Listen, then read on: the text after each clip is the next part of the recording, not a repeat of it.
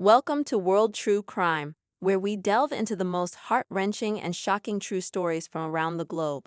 Today's story is one of love, loss, and unimaginable betrayal. Imagine preparing for what should be the happiest day of your life, only to have everything you thought you knew come crashing down.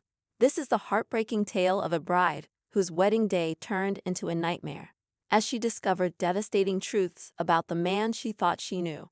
Stay tuned as we explore this gripping story of grief, deception, and the painful path to healing. Here is the story of Caitlin in her own words. Everything just kind of shut off. I gave up there's no point in anything I'm done if that makes sense. I'm just did Caitlin Palmier is putting her life back together after learning her ex-fiance wasn't who she thought he was. So we met on a dating app. I was living in Astoria and Queens, and he was living in Manhattan. He proposed December 2019 is so much fun, just so charismatic, funny, the thing that I would say. I most about him was just he made everyone feel super comfortable. He had this very loud, a funny laugh. I was super attracted to that confidence and sense of humor. All right, the pair set their wedding date, the night before our rehearsal dinner. It was just such a great night it was. A very happy occasion. Everyone was in a great state of mind. I was very grateful to have that memory. August 22nd, 2020 came. We weren't staying in the same room the night before the wedding, and I woke up to the hotel phone rang. It was my mom. But I just was kind of what time is it's where's with my hair, appointment am I late? And I remember her saying you have to come up. You have come down to the lobby. Something was up, did not sound right. I was just why? And she was just please come down to the lobby. And I was what is going on?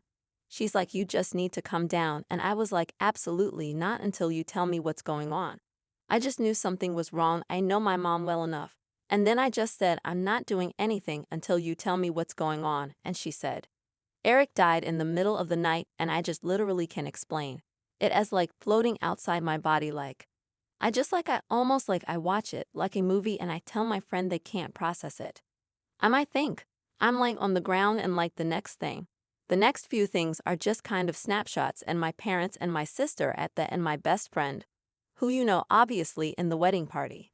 They're at my door, and I'm just looking at my sister kind of explain it to me. I just broke down, and the next few days continue and in quite a blur. I have certain memories that stand out to me. But yeah, that was the morning of the wedding.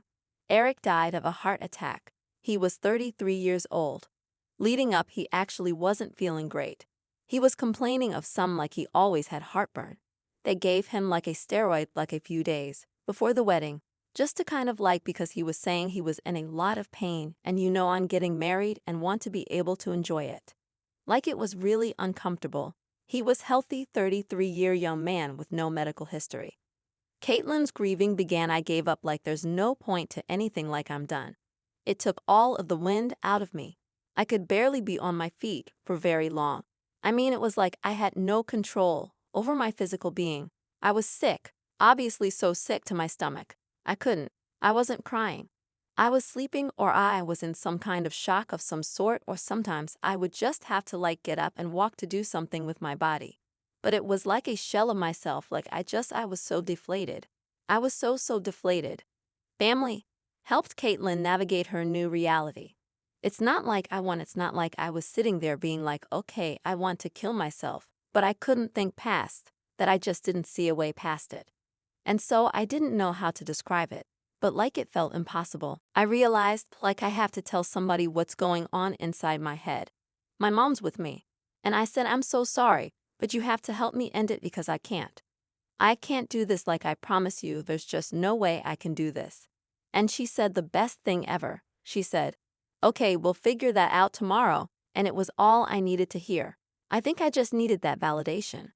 I was heard that it was an option kind of. Because I had no options at that point, so it was just a little bit of a sense of control back that I had felt. I had completely lost. I had a conversation with my sister, and I'm you're going to have to tell me what I'm doing here. Because every hour I'd have rush of no, this didn't really happen. What was really cool about my family and friends, they were so real with me. They found it normal that I couldn't get out of bed. In the morning, they found it. I wasn't left alone for more than a few minutes at a time for weeks following. They just rotated but just allowed me to be in it. But it was like I was a raw nerve. Social media helped her connect with others, grieving. It's such an incredible community, of people who go through horrific things and survive them and are honest about it. And the second that I heard it was a relief, like I needed that. That's how I started getting through. Really diving into it, but it also led her to a shocking revelation. November 2020 was his birthday. I want to go on Instagram. I want to post something about his birthday, and the first thing I see is a post, and it was a picture of a conversation of two people, and one was one person saying happy birthday to him, and it was his last name. And then the response was hearts, just something is not computing. Because is that a coincidence? This is happening really quickly in my brain, and the dedication is about spending his last birthday together. And how it was this great night, and I'm just so confused. So I reach out to her, and I'm just confused, did you know Eric? What was your relationship with him? And then she told me her fiance was having an affair throughout their relationship. My body went numb. My body definitely went numb. My everything was on fire, and then I just was just send me everything you have. He traveled for work, and that's how he met her on. He had set up an account on a dating app. When he traveled for work, he met her there, and he was there every week. She sent me some messages that she had on an Apple Watch, pictures of that. He had just been when am I going to see you again? Was just sending her messages that were inappropriate but recapping events. And so it was very clear that he had physically cheated on me. That was proof, not that. It's not that I didn't believe her, I did. But I don't know right away. I just knew. It was true. I met an angry side of me that I had never met before.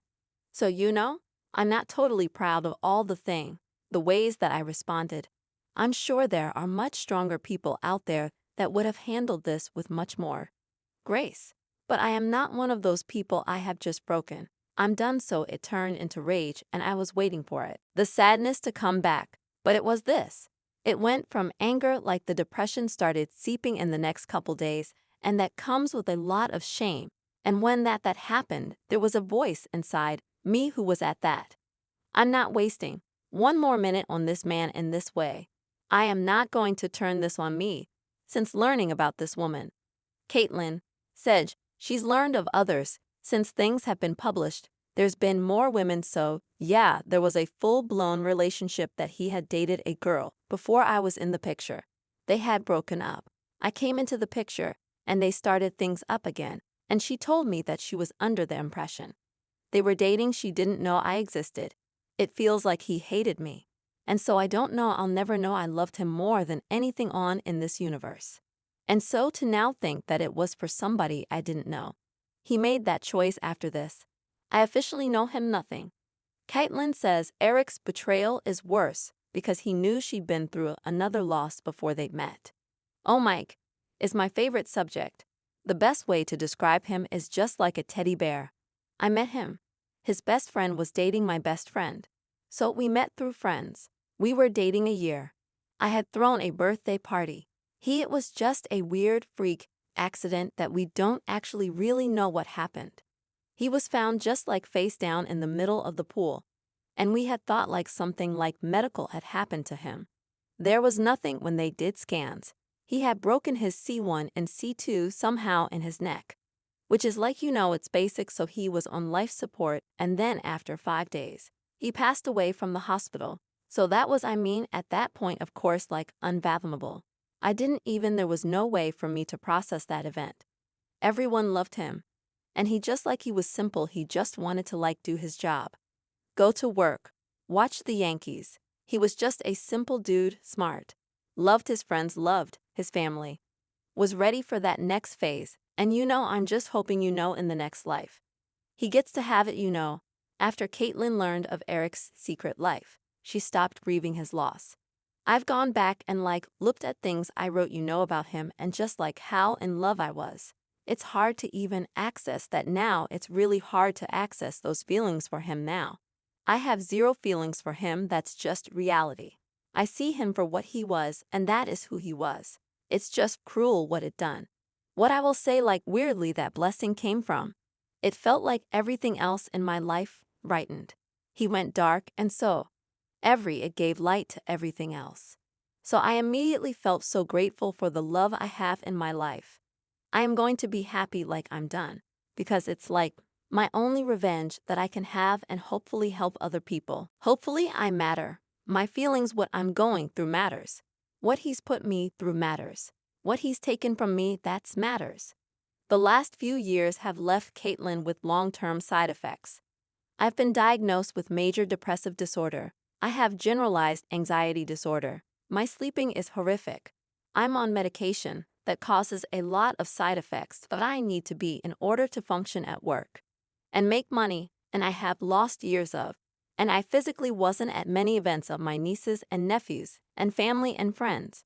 I've missed out because I couldn't physically be there, and then when I could physically be there, I wasn't emotionally there, and I'll never get that time back. She's determined to have some normally right after I found out about it. Well, let's get dating, even if again, like even just having fun.